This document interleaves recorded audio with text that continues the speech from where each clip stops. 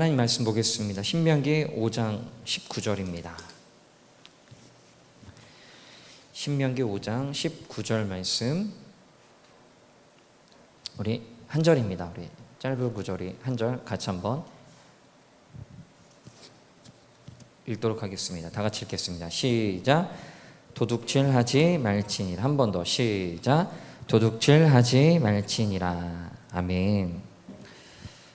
오늘은요 우리가 함께 10계명 중에서 이제 10가지 말씀 중에서 8계명입니다. 도둑질하지 말라라는 말씀을 우리 함께 말씀을 나누도록 하겠습니다. 10계명 중 어느 하나 쉽게 넘어가는 여러분 계명이 없습니다. 하나의 고비를 넘기면 또다시 어려운 고비가 하나 나오게 되는데요.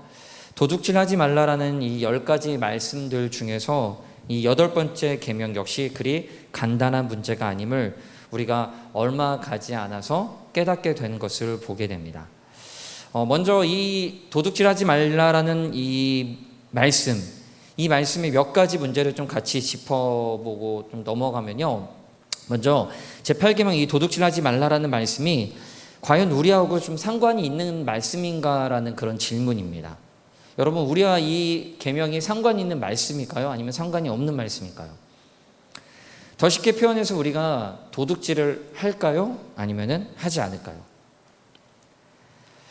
우리는 도둑질을 타인의 재물을 취하는 것으로, 절취하는 것으로 쉽게 생각하기 때문에 도둑질과 우리는 별로 연관이 없다라고 그렇게 생각을 합니다. 혹여나 우리가 온라인으로 우리 참여하신 우리 성도님들 중에서 혹시 절도죄로 경찰서에 가본 적 있으십니까? 없으실 거예요. 뭔가 절도죄 하면은 좀 창피하잖아요. 뭔가 훔쳐가지고 걸려가지고 경찰서에 간다고 하면은 굉장히 창피한 일입니다. 애도 아니고 도둑질을 한다라고 그렇게 생각을 할 수가 있는데, 그래서 도둑질은 나와 상관없는 일이다라고 우리가 쉽게 판단을 해버리는 게 우리들의 생각입니다. 그런데 과연 그럴까요? 도둑질이 우리하고 정말 상관이 없을까? 꼭 다른 사람의 재물만을 손대는 걸 도둑질이라고 할 수 있을까라는 걸 걸고 넘어진다면요, 우리는 이 계명에서 자유로울 수 있는 사람이 많이 없을 겁니다. 직장 생활을 할 때 주어진 시간에 제대로 근무를 하지 않는 것, 이건 고용주의 시간을 도둑질하는 행위가 아닐까라는 생각을 하게 되고요. 또 다른 사람과의 약속 시간을 우리가 빈번히 하잖아요. 빈번히 지키지 않잖아요. 이건 역시도 내가 그 사람과의 약속 시간을 제대로 지키지 않음을 통해서 그 사람의 시간을 내 마음대로 도둑질해서 사용한 게 아닐까라는 생각을 하게 됩니다. 이것이 우리가 도둑질에 대해서 쉽게 오해할 수 있는 첫 번째 문제입니다. 나와 상관없다. 두 번째 오해는 뭐냐면요, 도둑질하지 말라라는 명령을 온 세상에, 그렇잖아요. 세상에 도둑이 정말 가득 차 있습니다. 온 세상에 도둑이 가득 차 있기 때문에 우리가 저지른 그런 사소한 도둑질은 도둑질 축에도 못 낀다라고 생각을 하게 됩니다. 워낙 대범하고 워낙 비리를 저지른 도둑질들이 많기 때문에 우리가 하는 이런 사소한 것들은 아무렇지 않다라고 생각을 하게 됩니다.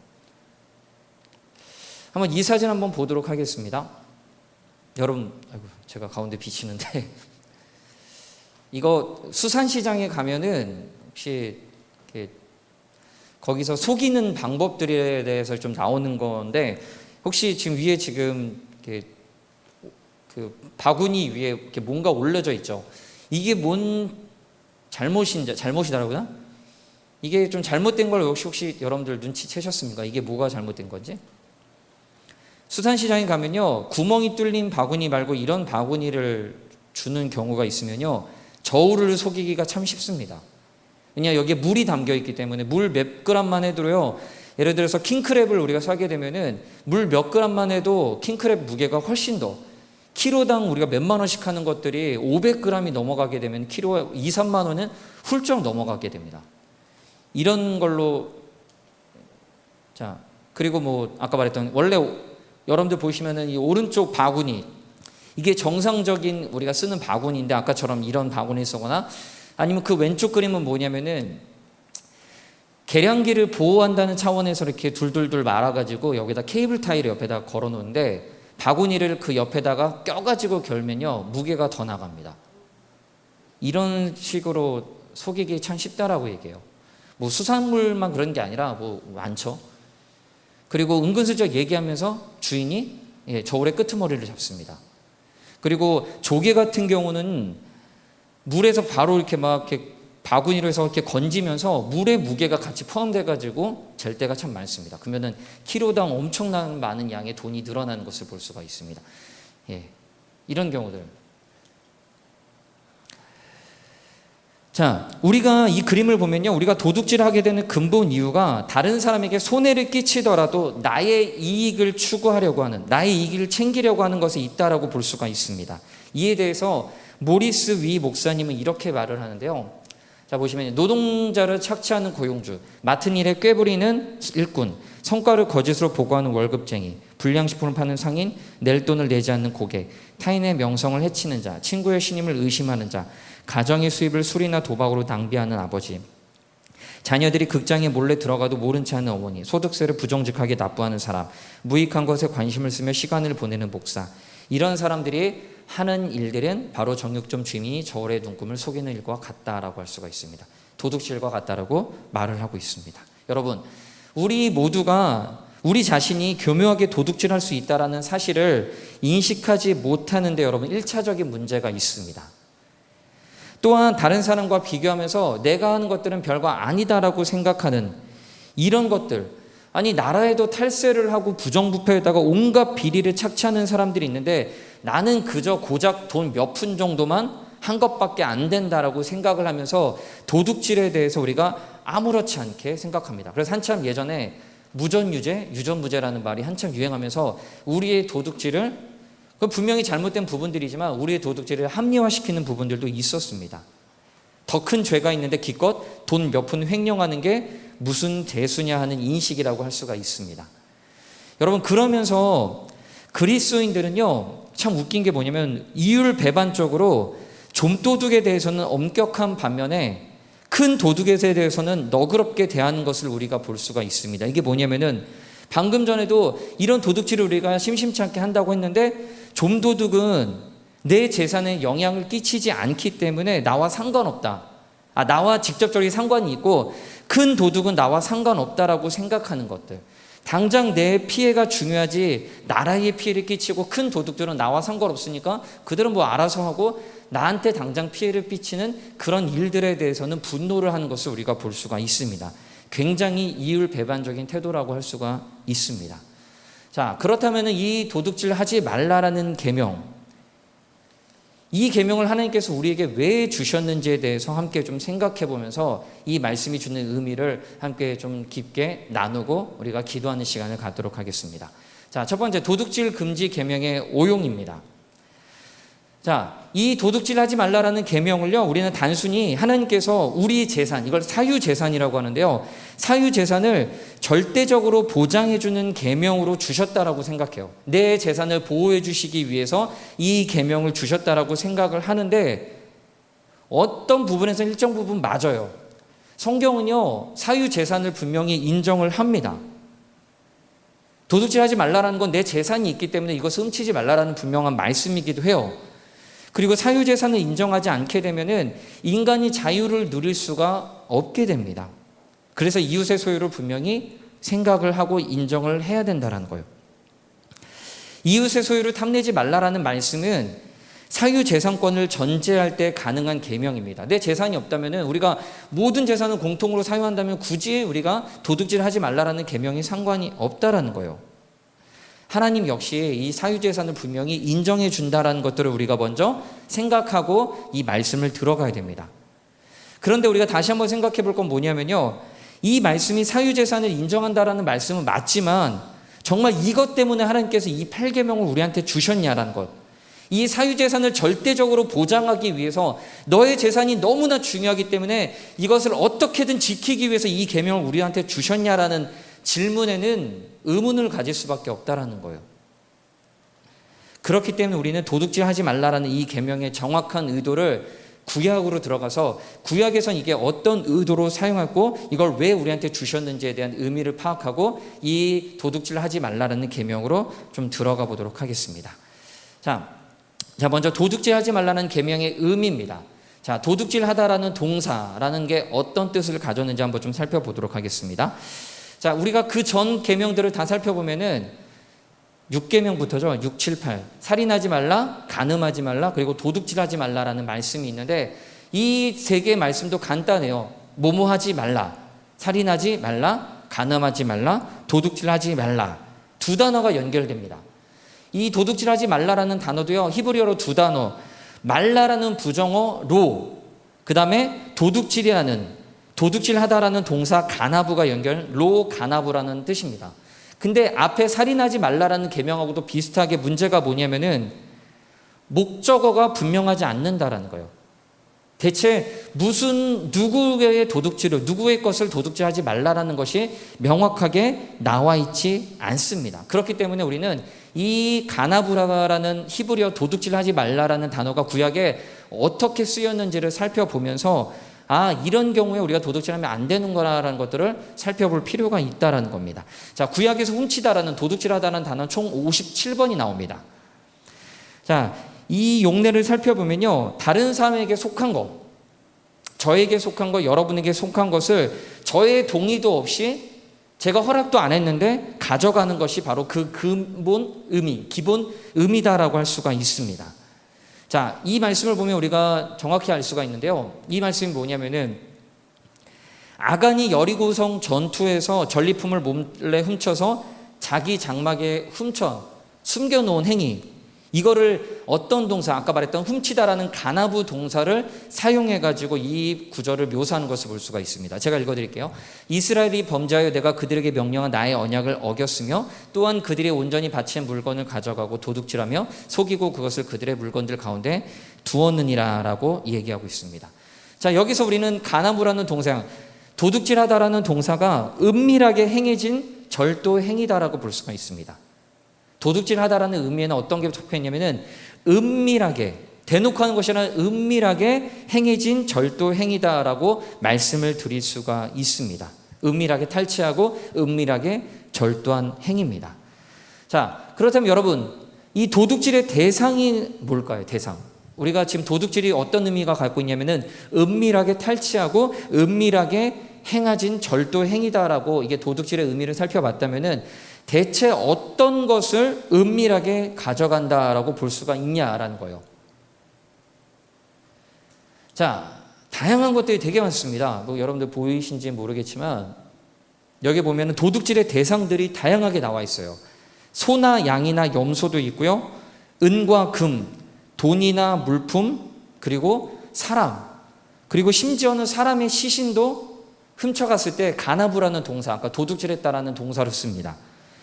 자, 그리고 사람의 마음, 하나님께 바친 물건, 그리고 드라빔, 신, 이런 것들이 있고요. 그리고 여호와의 말씀도 훔쳐갔다라는 표현을 쓰고요. 그리고 목적어 없이도 도둑질하지 말라라는 동사가 사용되기도 합니다.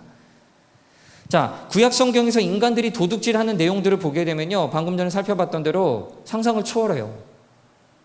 타인의 재물은 물론 인신매매, 아까 말씀드린 사람을 취한 것 인신매매입니다. 그리고 사람의 시신까지 훔쳐가고요. 그리고 사람의 마음까지 훔쳐가고, 그리고 하나님께 바친 물건들, 심지어는 신조차도 훔쳐갑니다. 신을 훔치는 인간들은요, 당연히 하나님의 신의 말씀도 쉽게 훔쳐가는 것을 볼 수가 있습니다. 자, 이렇듯 인간이 훔치는 대상은 굉장히 포괄적이고 전방위적이기 때문에 우리는 이 8계명의 말씀을 단지 남의 재물을 탈취하지 말라라는 식으로 작게 여기면 안 돼요. 지금 우리가 함께 살펴봤듯이 탈취하지 말라, 도둑질하지 말라라는 단어가 굉장히 광범위하게 사용되는 것을 볼 수가 있습니다. 이 모든 것들이 다 도둑질하지 말라는 계명이라고 볼 수가 있습니다. 자, 도둑질의 일상성인데요. 인간의 모든 행위가 이렇게 도둑질로 이어질 수 있다라는 것들을 우리가 보게 되는데, 이거는 사실 성경만을 이야기하는 게 아니에요. 영어 단어에 보면요, 훔치다라는 영어 표현이 무려 350개나 된다고 합니다. 자, 그래서 와타나베 마사미라는 사람이 이를 근거로 다음 같은 결론을 내렸는데 뭐라고 내렸냐면은, 자, 가만히 보면 사람이 행하는 온갖 행위가 훔치다라는 행위로 환원될 수 있지 않을까라는 생각을 마저 든다라고. 과장을 좀 하자면은 인간의 행위가 모두 도둑질로 이어질 가능성이 있다. 도둑질은 인간 근원적 행위 중에 하나라고 할 수가 있다라고 그렇게 이야기했습니다. 저는 굉장히 공감을 했습니다. 우리가 하는 행위들이 많은 부분들이 아니면 굉장히 많은 부분들이 도둑질로 이어질 가능성이 있다라는 것들을 보게 됩니다. 현대에 와가지고 우리가 쉽게 넘겼던 것들이 굉장히 도둑질들이 많은 것을 볼 수가 있습니다.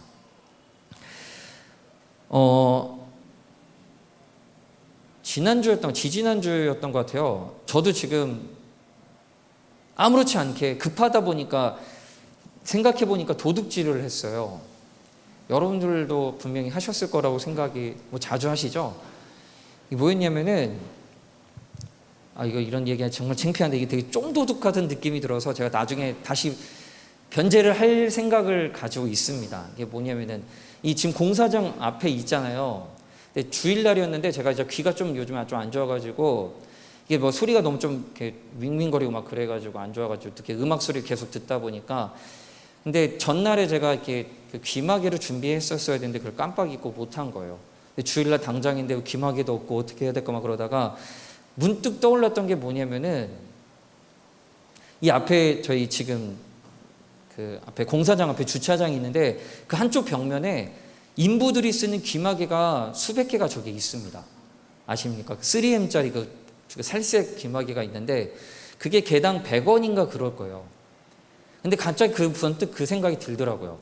그러면서 창피하게 나가가지고 제가 그걸 하나 가져와서 귀에다 했어요.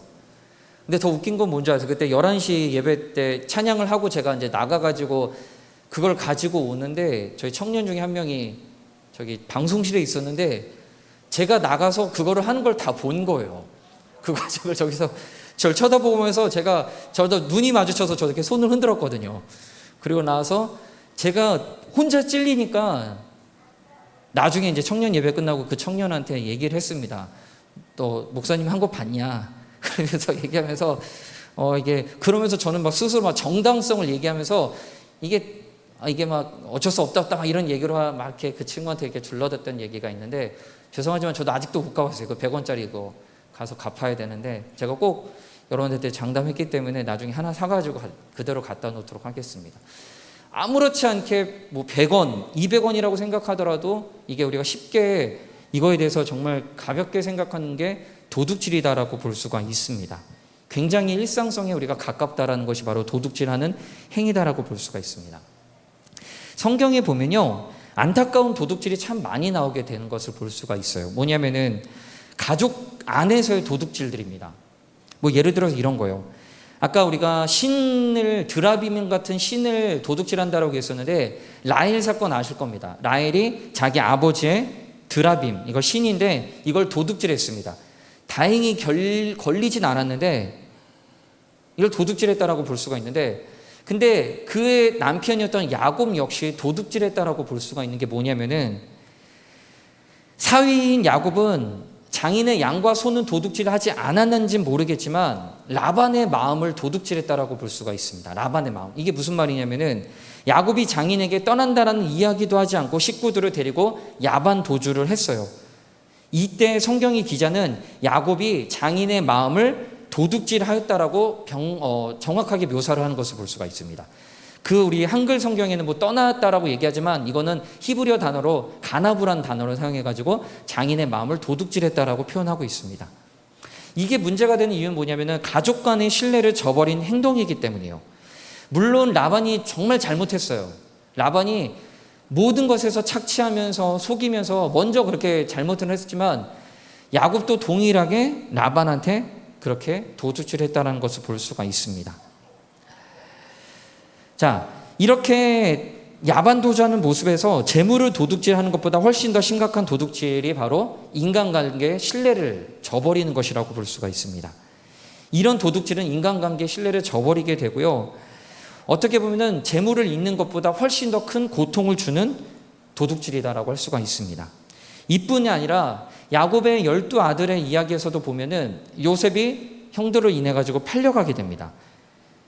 그리고 나서 요셉이 보디발 장군의 아내의 그걸 일 때문에 감옥에 들어갔을 때 자기의 과거를 회상하면서 이렇게 얘기합니다. 자기가 어떤 사람이냐면은 나는 히브리 땅에서 끌려온 자다라고 얘기하는데, 여기서 말해선 끌려왔다라는 표현이 뭐냐면은 바로 도둑질 당해서 왔다라는 뜻을 가지고 있습니다. 이런 우리 창세기 말씀을 통해서 우리가 볼 수가 있는 것이, 도둑질을 우리가 흔히 생각하는 것처럼 악한 사람만이 저지른 것이 아니다라는 거예요. 우리와 크게 다르지 않는 평범한 인간들, 특히 하나님의 백성들도 매일의 일상 가운데서 흔히들 저지르는 게 바로 이 도둑질이다라고 볼 수가 있습니다.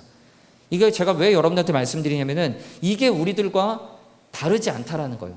우리도 언제든지 여기에 노출이 될 수 있고 쉽게 저를 저지르는 죄가 바로 이 도둑질이다라고 말씀을 드릴 수가 있습니다. 그럼 이해 가십니까? 예. 우리도 언제든지 도둑질 할 수 있다라는 거예요. 그리고 우리의 도둑질로 인해 가지고 정작 중요한 신뢰 관계가 금이 갈 수가 있다라는 것들을 우리가 늘 염두에 두셔야 된다는 겁니다.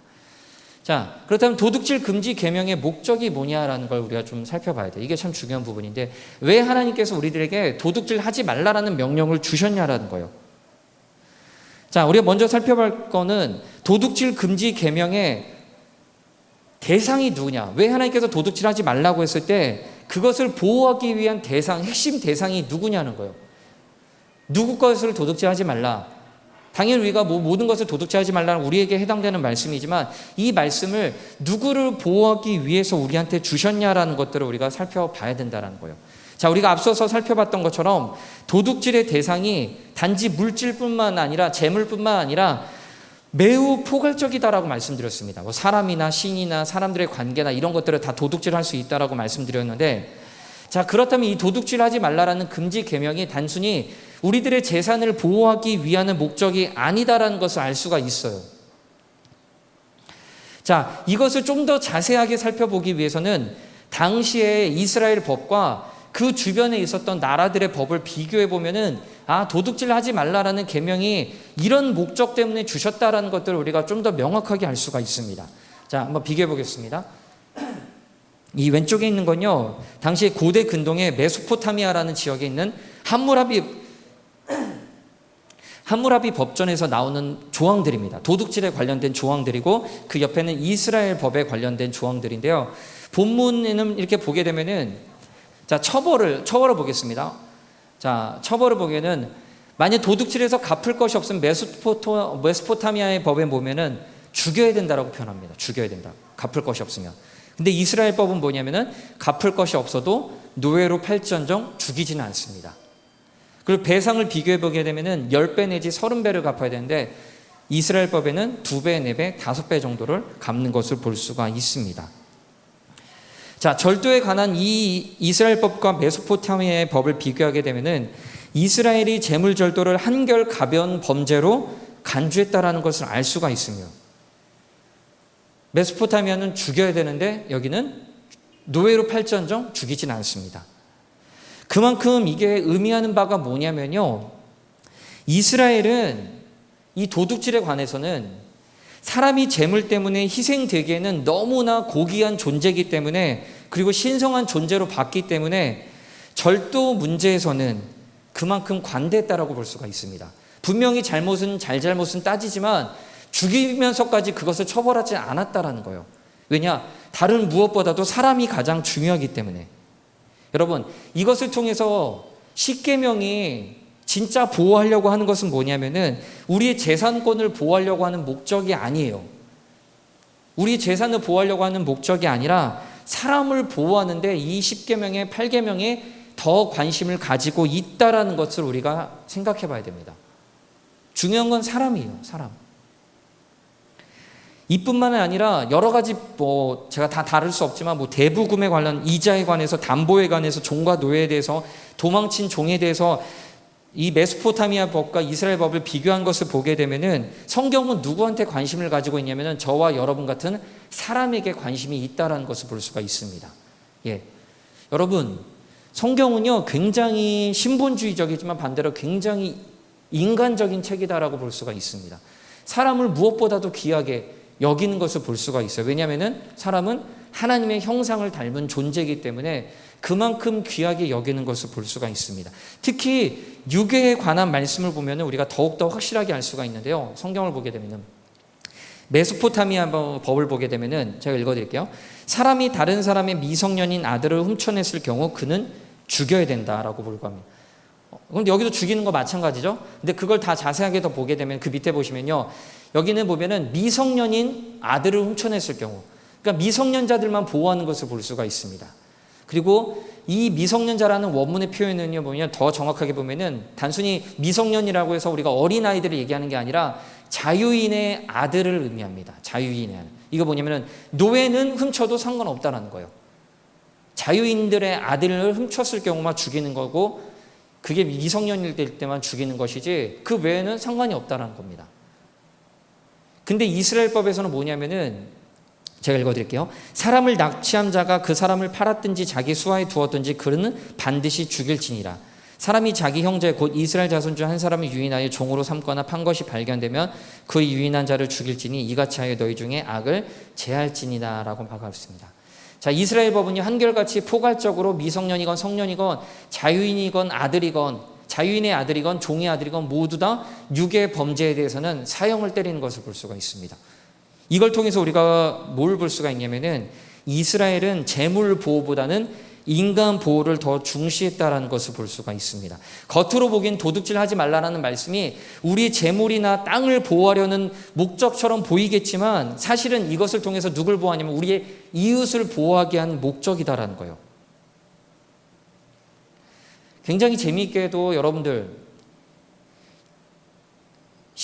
구약에 보면요, 이삭 죽기에 대한 말씀이 있습니다. 우리가 밭을 심었었는데 그 밭에 있을 때 그 이삭들을 가난한 사람들이나 객과 고아들이 가서 먹어도 괜찮다라고 얘기를 해요. 여러분, 이건 절도죄입니다. 우리 현대적인 사고로 보게 되면 절도죄예요. 근데 성경은 이것을 허용하고 있습니다. 무지막지 가서 먹는 건 아니지만 가서 어느 정도 법을 따라 가지고 이것을 포도나 이런 것들을 먹을 수 있어요. 가난한 사람들이. 이것을 통해서도 이 성경이 관심을 가지고 있는 건요, 단순히 절도죄에 대해서 무조건 처벌하고 이런 게 아니라는 거예요. 인간을 귀하게 여긴다라는 것을 볼 수가 있습니다. 인간을 보호하는 데 관심이 있는 것이 바로 도둑질하지 말라라는 계명입니다.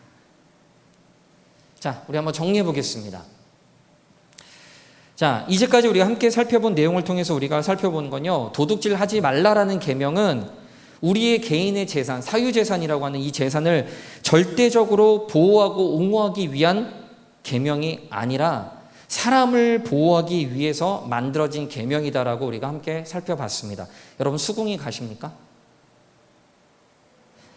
자, 그렇다면 인간을 보호하기 위해서 보호하는데 굳이 왜 재산을 보호하는 목적을 가지고, 그러니까 인간을 보호하기 위해서 왜 재산을 보호해야 된다라는 말씀을 우리한테 주셨냐라는 것들을 우리가 생각해 보게 되면은, 재산이라는 것은요, 우리가 가진 재산이라는 것은 그 재산을 통해서 소유자의 자유, 우리가 가진 자유를 보장하려고 하는 것이 목적이기 때문입니다. 좀 말이 어렵죠?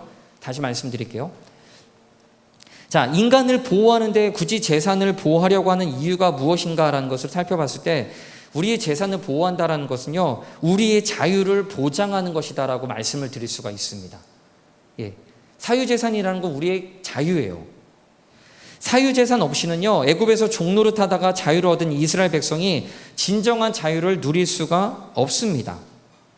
따라서 하나님은요, 이 계명을 주신 목적이 다른 이의 재산을 도둑질함으로써 재산을 잃고 끝내는 자유를 상실하지 않도록 다른 사람을 그렇게 보호해야 된다는 것들을 우리에게 주신 목적이라는 거예요. 자신의 재산을 잃게 되면요, 당시에는 자유를 잃어버렸습니다. 사람들이. 자신의 재산을 잃게 되게 되면은 종으로 팔려가는 경우들이 생기게 되는 거예요. 그렇기 때문에 진정한 자유, 그 사람의 자유를 보호하기 위해서는 그 사람의 재산도 보호해 줘야 된다는 것이 하나님의 뜻이기 때문에 이 10가지 말씀 중에서 도둑질하지 말라라는 계명을 우리들에게 주셨다라고 말씀드릴 수가 있는 것입니다. 여러분, 우리의 자유가 중요한 만큼 다른 사람의 자유도 중요합니다. 우리의 권리가 중요한 만큼 다른 사람의 권리도 중요합니다. 우리는 내 것, 내 것만 중요하게 여기는 그런 본능적인 죄대인 심리가 있는데요. 아니에요. 성경은 반대로 얘기하고 있어요.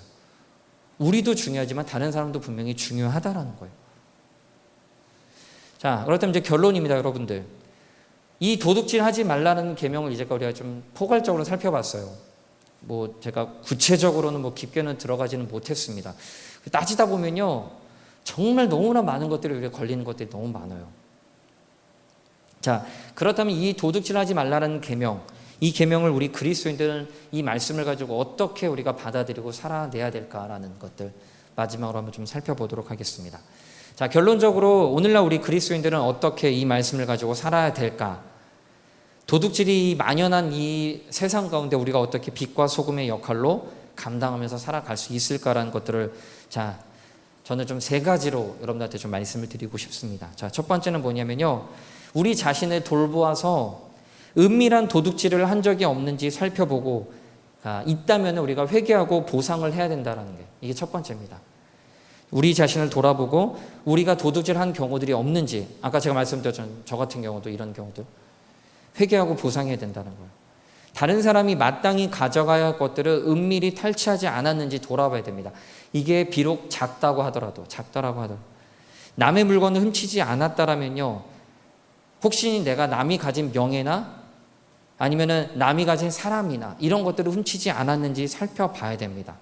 또한 다른 사람의 마음을 훔치지 않았는지 곰곰이 돌아봐야 됩니다. 이건 굉장히 많이 일어나요. 빈번히 사람의 마음을 훔친다라는 건요, 아무렇지 않게 우리가 생각하는 부분들이 있어요. 근데 이건 굉장히 잘못된 부분들입니다. 다른 사람의 마음을 훔친다라는 것들, 분명히 이 사람의 마음이 저쪽으로 가야 되는데 내가 그 사람의 마음을 얻기 위해 가지고 내 쪽으로 내가 이용하기 위해서, 나의 이익을 위해서 이용하기 위해서 교묘하게 상황을 변화시키고 상황을 나한테 유리한 쪽으로 만들어 가지고 그 사람의 마음을 나한테 향하게 만듭니다. 이게 빈번히 일어났던 것들을 참 많이 보게 돼요. 이게 제 개인적인 생각인지 모르겠지만 교회 안에서도 저희 이렇게 사역자들이나 목사님 관계에서도 이런 것들을 저희가 굉장히 조심해야 될 부분들이 이 부분이었습니다.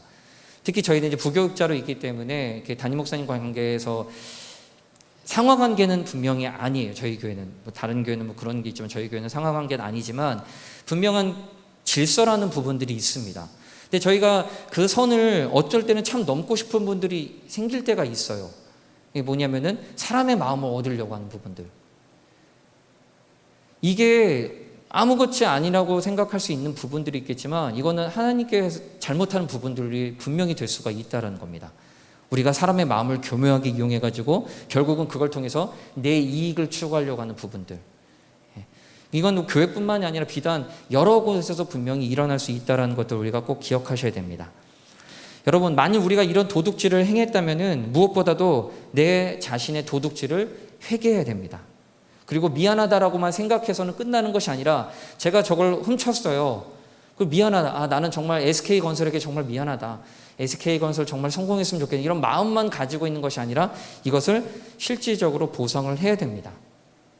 돌려주든지 아니면 구체적으로 보상을 해요. 그래서 성경은요, 구체적인 보상의 계획까지 나와 있는 것을 볼 수가 있습니다.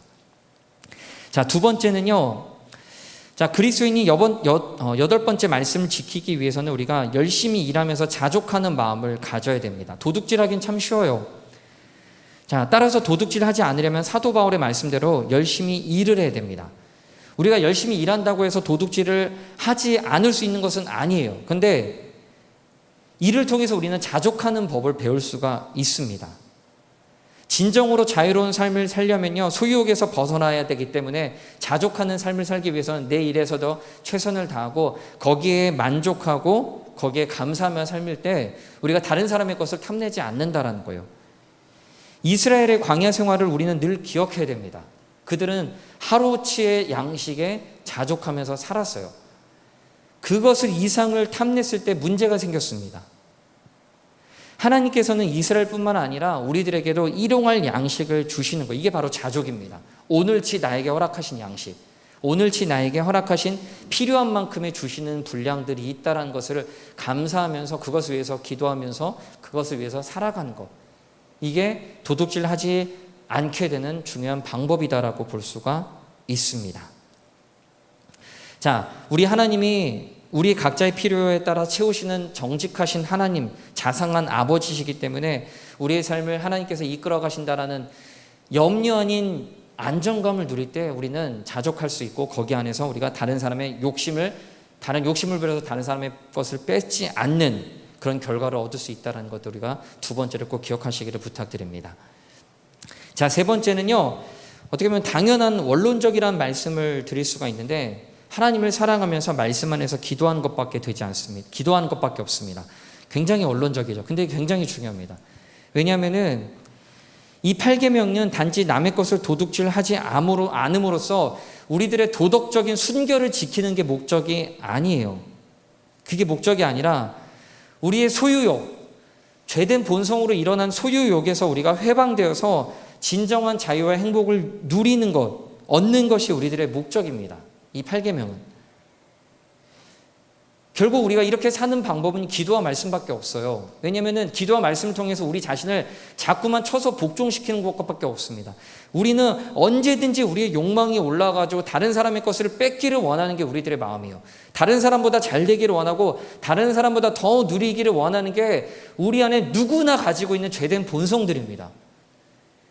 근데 이거를 우리가 컨트롤하지 않게 되면요, 이게 불쑥불쑥 올라가지고 다른 사람의 것을 맘대로 내가 취하게 되고 욕망을 발현해가지고 다른 사람의 것을 피해를 주면서까지 가져오려고 하는 것들이 우리들의 모습이에요. 그렇기 때문에 원론적이지만 가장 중요한 하나님 말씀과 기도 앞에서 우리 자신을 자꾸만 되새김질하고 우리 자신을 자꾸만 하나님 앞에서 돌아보는 시간들, 이게 가장 중요하다고 볼 수가 있습니다.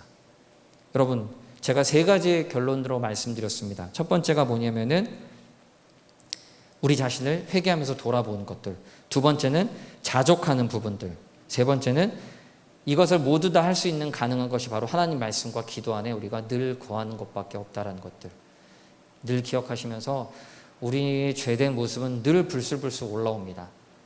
말씀과 기도 안에서 우리 자신을 지켜가면서 도둑질하지 말라라는 계명이 주는 의미가 무엇인지를 다시 한번 되새기면서 이 말씀을 지켜 행할 수 있는 우리 모든 성도님들이 되시기를 부탁드립니다. 기도하겠습니다. 하나님, 우리는 다른 사람의 것을 빼앗아가면서 훔쳐가면서까지도 우리의 욕망을 실현하려고 합니다. 그게 바로 우리들의 모습입니다. 아무렇지 않게 생각했던 것들이 우리가 얼마나 많이 다른 사람의 것을 훔쳤는지 다시 한번 좀 되새길 수 있도록 도와주시옵소서. 일상에서 우리가 하는 도둑질들,